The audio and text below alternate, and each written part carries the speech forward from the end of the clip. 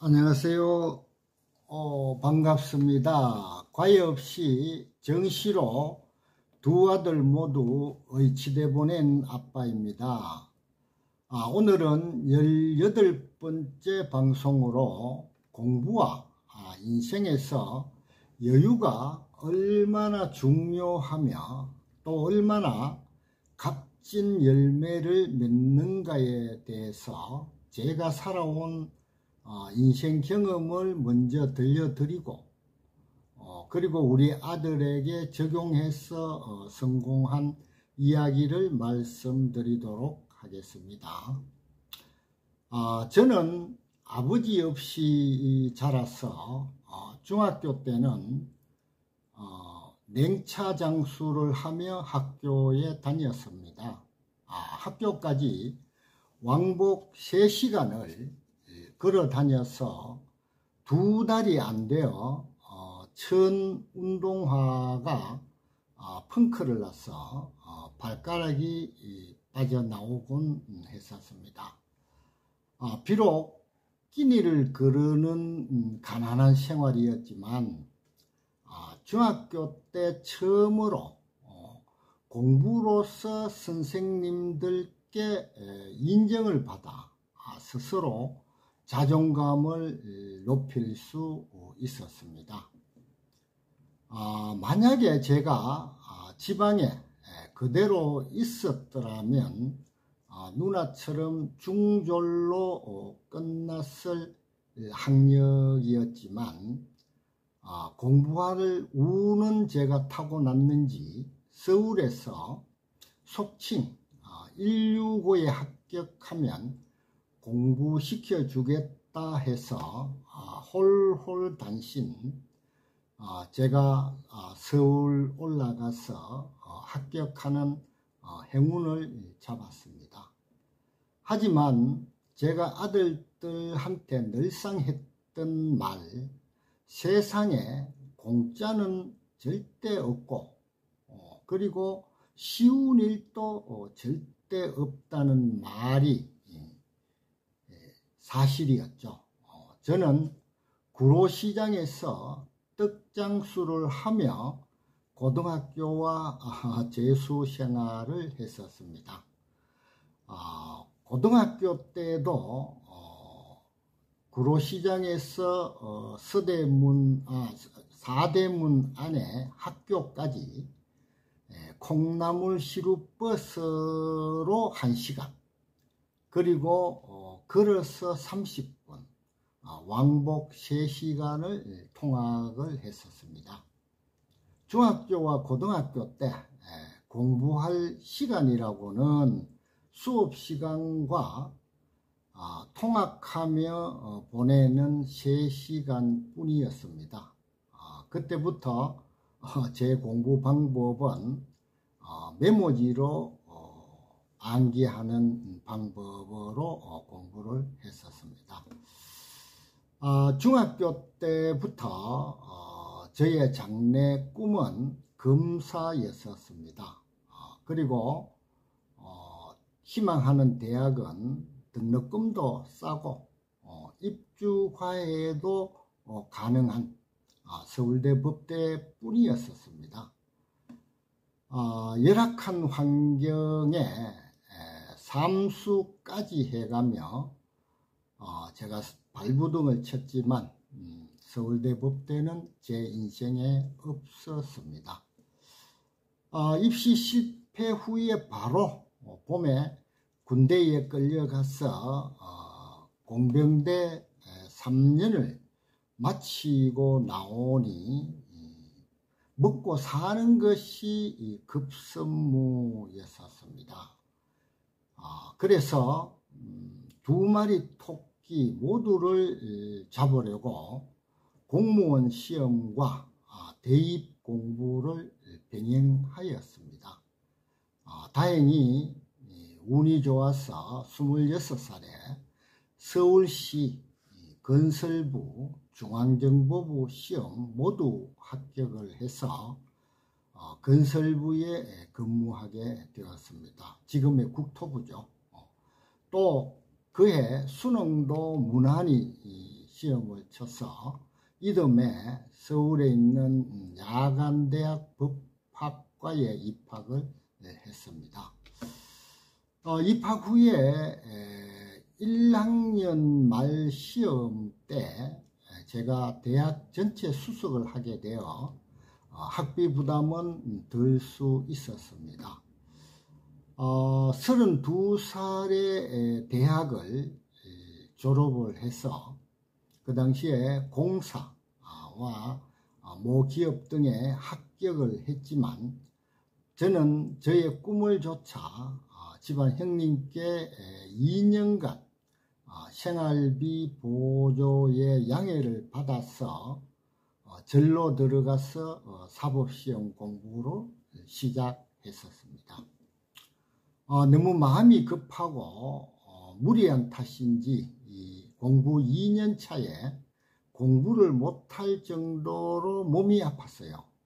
그래서 어쩔 수 없이 집에 쉬면서 몸을 회복하는 중간에 어머님이 강력하게 결혼을 해야 된다고 하셔서 35살, 그 당시로는 늦은 나이죠. 지금의 아내와 결혼을 했습니다. 결혼을 하고 몸 회복의 시간을 보내고 나서 한 사람의 고생과 도움을 받으며 사실 1년 중에 반 이상은 몸이 좋지 않아서 공부가 힘들 정도로 제가 그 악전고투 매달렸습니다만은 검사도 내 인생에 없었습니다. 주위에 제 친구들이 대기업에서 명예퇴직해서 나올 무렵인 43살의 늦은 나이에 못난 남편이자 초등학교 1학년의 아버지로서 빈털터리 폐잔병 신세로 사회에 내동댕이 쳐졌습니다. 그동안 공부하면서 중간에 취득한 자격증으로 사무실 보증금, 중고차 구입 등을 위해 400만 원 남짓한 돈을 빌려서 사회에 첫 발을 내디뎠습니다. 비록 처음 시작한 일이 제 전공도 아니고 제 성격과 적성에도 전혀 맞지 않았습니다. 그렇지만 가장으로서의 책무 그리고 가족을 위해 밤낮으로 사실 남들보다 몇십 배의 노력으로 일에 매진을 했었습니다. 그리고 이왕 시작한 일, 이 분야의 최고가 되자는 목표를 세우고 새로 대학원 공부도 시작을 해서 이론과 실무를 하나하나 축적해 나갔습니다. 그 노력의 대가인지 10년 정도 지나서 지역에서 이 분야의 최고 전문가 대우를 받았습니다. 그래서 매주 지역 신문에 칼럼을 연재하는 2년간 칼럼니스트로 또 6개 대학의 외래 교수와 겸임 교수로 또한 지역 방송국과 공기업 그리고 관련 자격사 단체에서 전임 교수로 거의 18년 이상 지금도 강의를 나가고 있습니다. 제가 지금 자랑을 하기 위해서 제 지나온 인생을 말씀드리는 것은 결코 아닙니다. 저는 제 꿈인 검사도 그리고 그 수단이 되는 서울대 법대도 실패한 사람입니다. 그렇지만 우리가 목표한 꿈이 이루어지지 않았다고 한탄만 하거나 남은 인생을 헛되이 보낼 수는 없겠죠. 제가 사회 첫발 내디딜 94년 제가 10월 말부터 시작을 했는데요. 한국 남자의 평균 수명이 68세더라고요. 그때 저는 저희의 기대 수명을 120살로 정했습니다.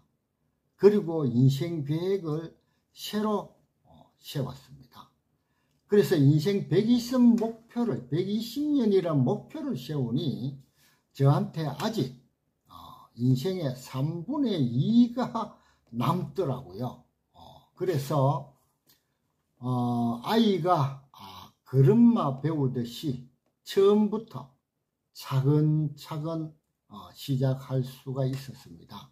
그래서 47살 늦은 나이에 다시 제 일과 관련된 대학원 공부를 시작을 했었습니다. 그때 만약 제가 그 평균 나이 68세를 기준 삼아서 이제 남은 인생이 25년도 채 안 되죠. 이렇게 기준을 삼고 살았더라면 그 급박하고 자괴감 여기에 빠져 있었더라면 오늘의 저는 존재하지 않았으리라고 봅니다. 화엄경의 핵심이죠.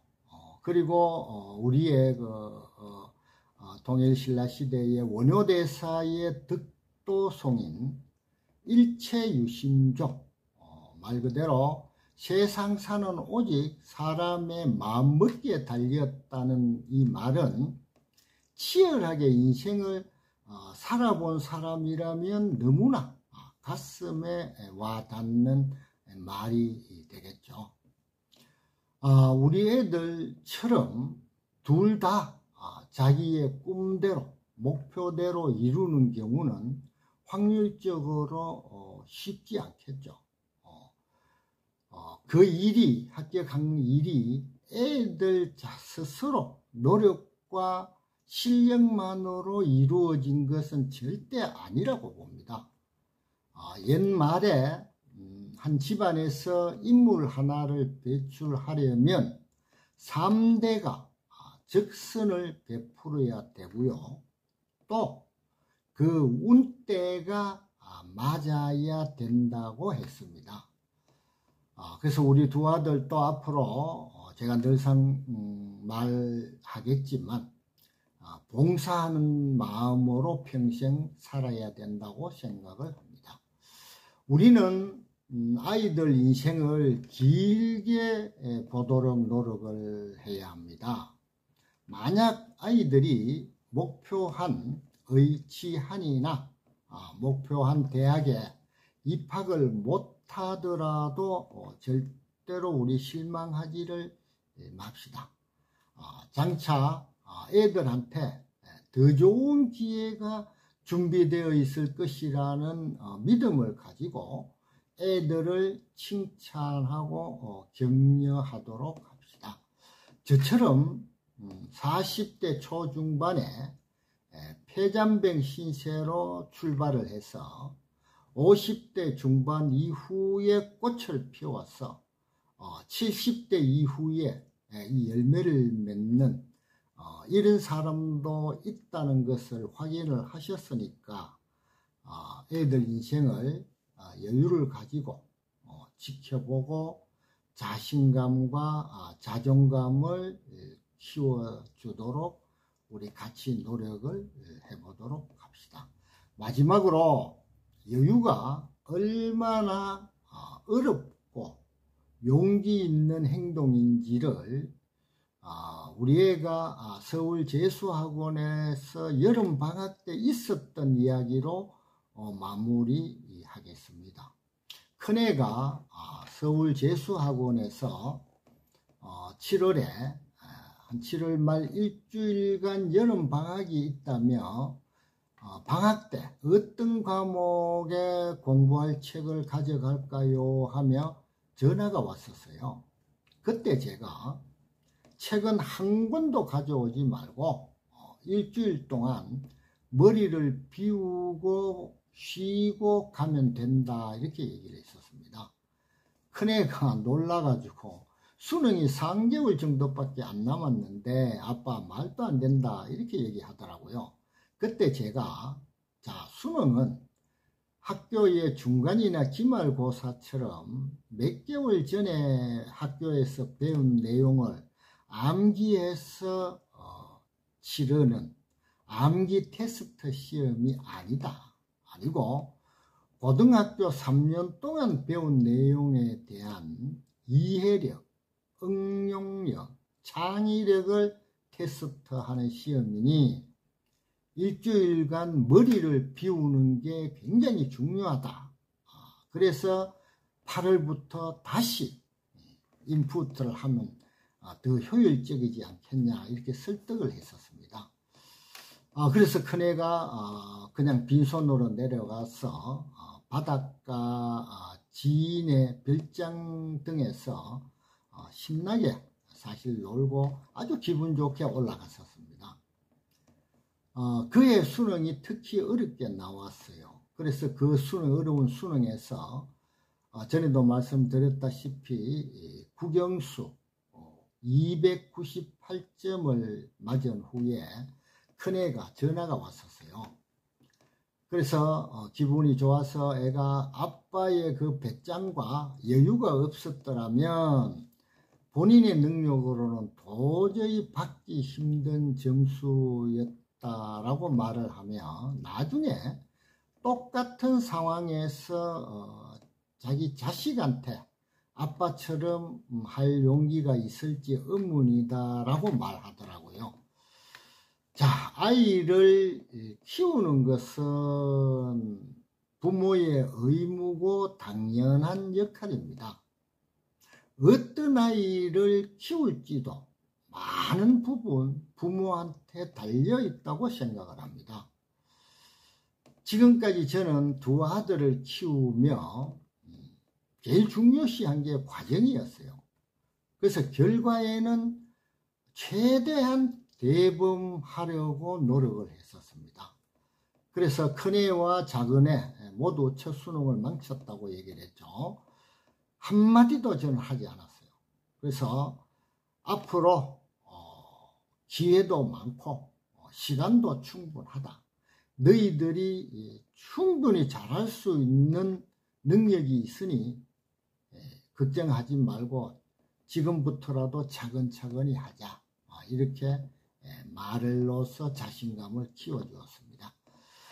오늘은 공부와 인생에서 중요한 요소인 여유에 대해서 제가 살아온 경험을 바탕으로 아들에 적용을 해서 성공한 이야기를 말씀드렸습니다. 다음 회에는 공부에 재미를 붙이는 방법에 대해서 말씀드리도록 하겠습니다. 그럼 다음 방송 때까지 항상 건강 챙기시고요. 감사합니다.